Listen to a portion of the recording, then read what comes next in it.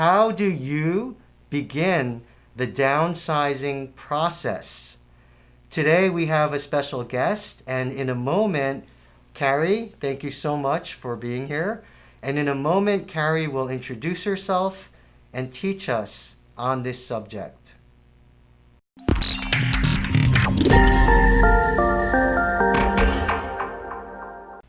Good afternoon. I'm Carrie Johnson with Smooth Transitions of Bergen County, New Jersey. I'm a senior and specialty move manager located in Ridgewood, New Jersey. I service the areas around Bergen, Rockland, and Passaic counties. What I am is a senior move manager primarily working with seniors who are looking to transition from their homes and move to independent living or assisted living communities. Today I'm here to talk about the art of downsizing and beginning the downsizing process, which is such an overwhelming feeling for every single one of my clients. I've been in business for 6.5 years in Bergen County. I moved here to New Jersey from Racine, Wisconsin. So if you notice a twang, I am a Midwestern girl at heart. I've worked here, like I said, for 6.5 years, helping primarily seniors downsize their homes so that they can quickly move to assisted living communities. It doesn't have to be a year-long process. In fact, most often I move people within a few days, packing and unpacking for them and overseeing their move to assisted living communities. The art of downsizing seems like an overwhelming process to most people, because most people that I work with have been in their homes for at least 30, sometimes up to 60, 65 years. It's overwhelming to think of the things that your children left behind when they moved out 40 years ago. It's overwhelming to think of the things that your parents and your grandparents left you, all the photographs that you have, the kitchen accessories, the china, cooking utensils, small appliances, everything in your garage and basement. Your head spins with how much there is to accomplish. The good news is you don't have to do it alone, but you can begin to do it on your own very simply. And my recommendation is always start small and start in small time frames. Don't tell yourself, I need to get my house cleaned out this week. It won't happen. You'll feel like your feet are in concrete. Please don't do that to yourself. Start small. And when I say start small, I mean pick the easiest thing in your house for you to reach, for you to organize.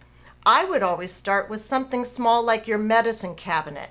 Most of us save old over-the-counter medications, your laxatives, your headache medicine. If you look at them closely, most of them are probably out of date by years, and I've seen some as old as decades. Old shampoos, old soap, things that really aren't at the peak of their product, go ahead and get rid of them. I have some tools that I want you to use when you begin this process. First of all, I want you to keep in mind what you could possibly sell, what you can donate, what you can give away, what you can trash, and what you need to set aside to move. I always use bags that are white for donations of clothing and things like that.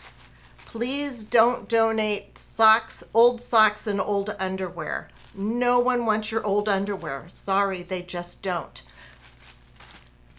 I always use a black bag for garbage. So if these are sitting side by side in your hallway, you know that a white bag is donate and a black bag is garbage. It's the simplest way to keep things straight in your mind. Sometimes I will even take a Sharpie and write on the bag, donations. Garbage is always in a black bag. Those are two simple things to begin sorting out your medicine cabinet. I also recommend when you start your downsizing process to keep a measuring tape handy.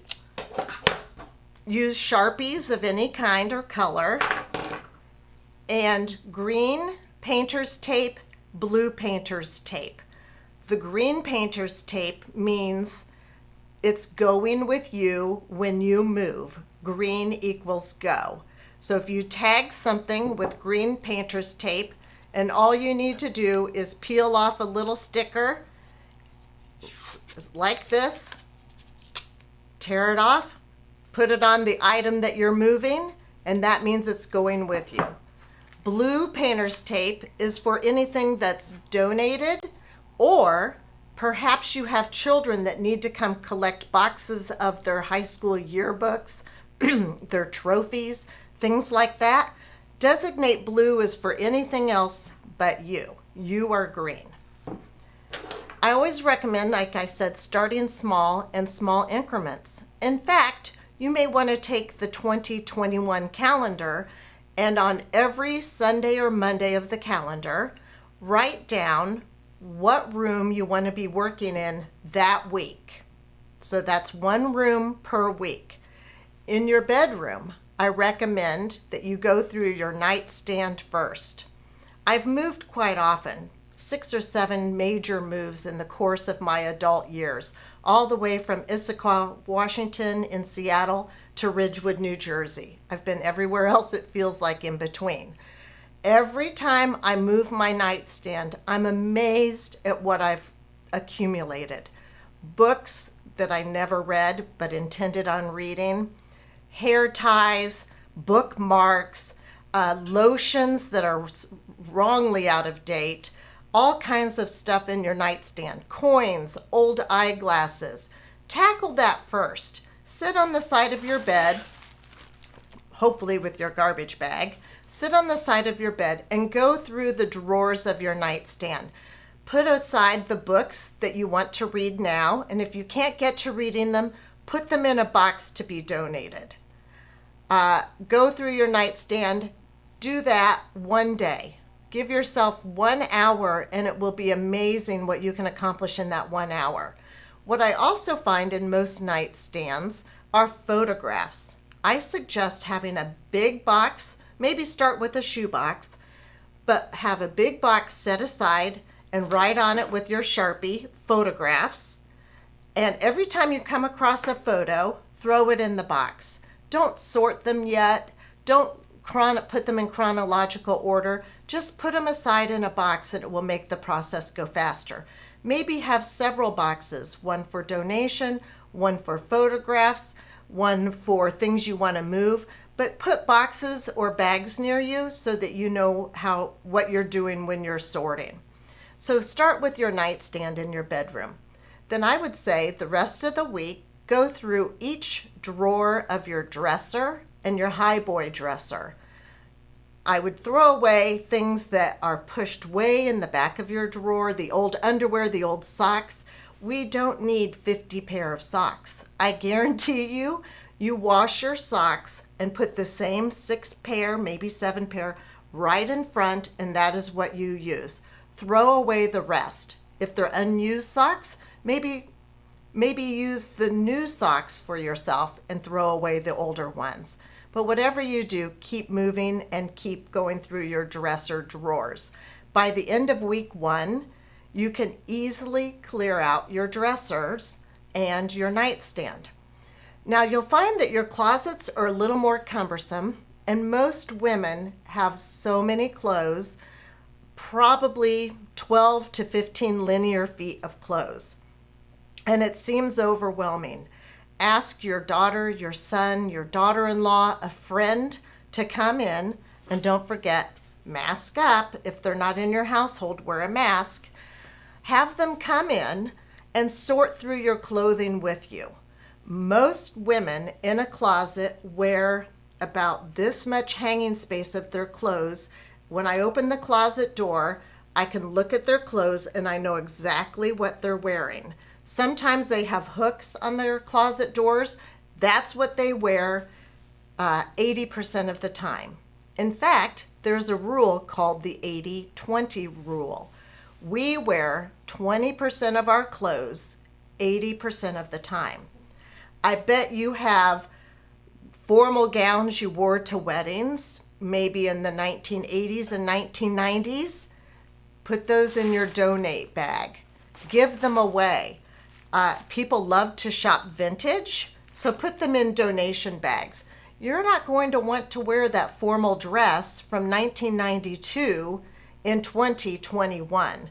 Chances are you've lost weight, you may have shrunk a little bit, like I have, or you want something a little more modern and pizzazzy in this century. So give away those clothes. Look at the front and focus on the sides of your closet. Also, your shoes. Your shoes, I would say the 3 pair that you wear regularly are right in front of the closet. Those things that are deep in back where you may need help, like I said, your daughter-in-law or your daughter or your son, those things in the back you probably haven't worn in quite a long time. And most of us have given up wearing high heels. So please donate your high heels as well. It's not risky. It's not worth it to have the risk of falling and breaking a hip because you want to wear a 3-inch pair of heels. I know one client who did that and she did fall and break her hip, but boy, did she look good in those heels. That's a joke. So let me move on from the bedroom. Another thing that's easy to do, but you may need assistance with, is your linen closet. I personally have 1 pair of sheets that I take off my bed every week. I wash them and I put them right back on my bed. Most people behave that way. But I would also say most of my clients have a closet filled to the ceiling with sheets and with towels. You can donate the towels to the humane societies in your area. Arbor is up in the Oakland area, and there's a humane society on the south side of Bergen County. Donate sheets to Goodwill if they don't have odor in them, or throw them away. Now, some towns do take recycling of sheets, so you can do that as well. You can recycle the fabric. But be realistic. You're not going to use 6 sets of sheets. I would only move with 2 sets. And I would never have more than 2 sets of sheets at any given time. So your linen closet then leads to your bathroom. And like I said, if you didn't start with your medicine cabinet, now's the time to hit your medicine cabinet. You may have trouble going underneath your sink. Underneath the sink is a bevy of things. You may have to have a family member or a friend come and help you under your sink.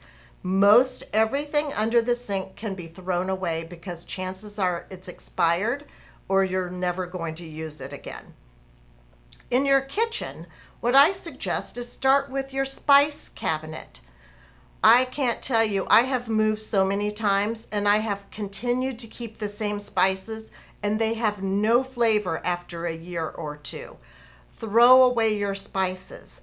And when you move, chances are you're not going to be cooking anyway. So there's no reason to have anything other than salt and pepper and a few other spices.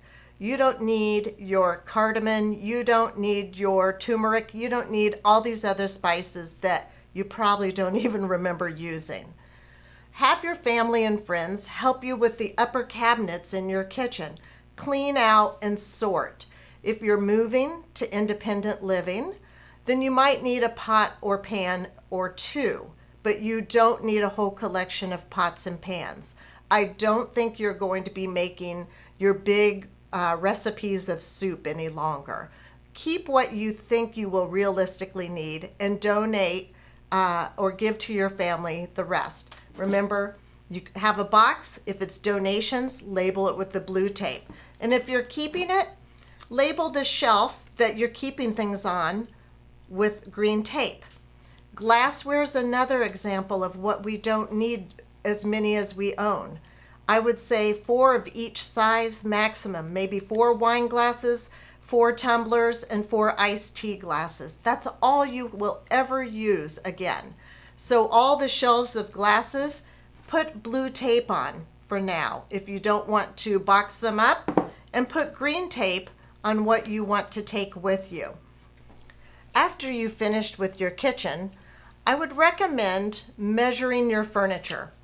Take your measuring tape, and it's important to measure the length and the depth or the width of your furniture. So measure the length of your sofa, write it down, and then measure how deep your sofa goes to the wall.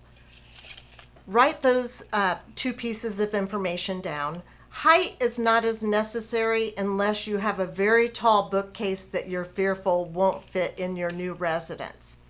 One thing that I want to say about furniture is less is more. When you move to assisted living, you may need a very small table and chair to sit and eat breakfast at times or have a cup of coffee, but you don't need your dining room table. I'm going to speak about the dining room table in a minute. But measure your furniture.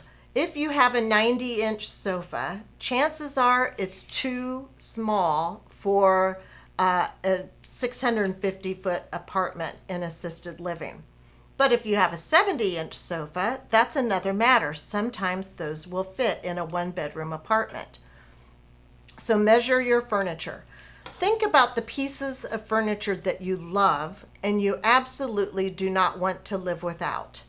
I had one client, her name was Sunny, and she had a buffet. She talked about this buffet nonstop. I worked with her cleaning out her closets and her dressers, and I had been with her probably 3 or 4 times, work sessions, and she always brought me back to the buffet. Well, one day we were looking at her file cabinets. She had 4 4-drawer filing cabinets, tall, in her basement. And in each of the drawers, she had file folders for each calendar year, dating back 20 years. So I told her, I said, I think it was appropriate for her to have her papers shredded properly from 7 years out. Anything prior to 7 years out, she could shred, which she happily agreed to do. But the file folders, she said, I still need to move my filing cabinets. And I said, Sunny, you talk about your buffet constantly. Perhaps the files will fit in your buffet, and then we can repurpose your dining room buffet to be your TV stand and your filing cabinet. So I took her accordion file. We went upstairs to her dining room. I opened the doors, and sure enough were shelves of china that she wasn't moving with her. And the file folders fit perfectly in her buffet. And so when we moved her, she had 7 years of files and her TV equipment on top of the buffet and little knickknacks and things like that. She was thrilled. It was a long piece of furniture, but it's the piece of furniture that meant the most to her. So she was so happy to take it with her. And to this day, when I see her, she says, "Oh, that was so smart." It wasn't smart, it's just that I heard that she loved that buffet, and somehow we needed to make it work for her. One thing that I want to talk about is all of your tchotchkes and knickknacks around your house. This is where I mentioned the dining room table. The dining room table in your home is a good size without leaves, just have it all pressed together, to put your knickknacks that you want to move. Any knickknacks that don't fit on your dining room table, chances are will not fit into your new apartment. And when I mean that, I mean take all of your framed photos, all of your Yadro, your Hummels, your Precious Moments figurines, your little statues. Once your dining room table is filled with those items, that's about the amount that you should move to a 1 to 2 bedroom apartment.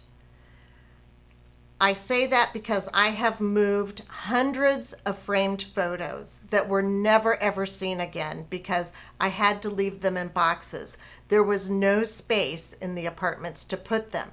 So what I recommend doing while you're watching TV at night, take out your photographs out of the frames, put the photographs in the box that I talked about earlier, and set your frames aside to be donated or given to family and friends.